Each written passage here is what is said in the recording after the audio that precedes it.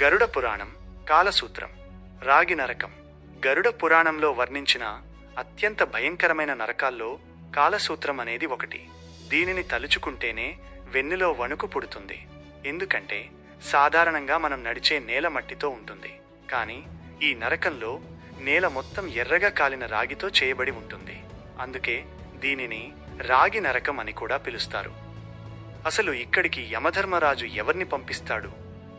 భూమి మీద బతికున్నప్పుడు ఎవరైతే తమ తల్లిదండ్రులను హింసిస్తారో, వృద్ధాప్యంలో వారిని అనాథలుగా గాలికి వదిలేస్తారో, మరియు గురువులను లేదా పెద్దలను అవమానిస్తారో వారికి ఈ నరకం కేటాయించబడుతుంది.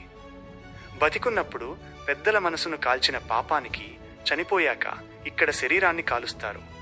ఇక్కడ శిక్ష ఊహకందని విధంగా ఉంటుంది. పైన సూర్యుడు మామూలు కంటే 100 రెట్లు ఎక్కువ వేడితో నిప్పులు కురిపిస్తుంటాడు. కింద రాగి నేల అగ్నిగుండంలా మండుతూ ఉంటుంది.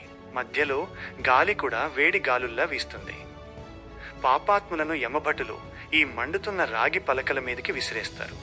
ఆ భరించలేని వేడికి కాళ్ళు తట్టుకోలేక ఆత్మలు పిచ్చివాళ్లలా పరుగులు తీస్తాయి. కానీ ఆ నరకం వేల ఆమడల దూరం విస్తరించి ఉంటుంది.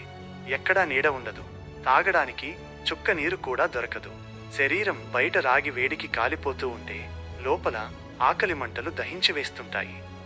చేసిన పాపం కరిగిపోయేంత వరకు వేల సంవత్సరాల పాటు ఆత్మ ఇక్కడ ఆ వేడిలో మగ్గిపోవాల్సిందే. తల్లిదండ్రులను గౌరవించకపోతే ఎంతటి ఘోరమైన శిక్ష ఉంటుందో ఈ కాలసూత్రం మనకు కళ్లకు కట్టినట్లు తెలియచేస్తుంది.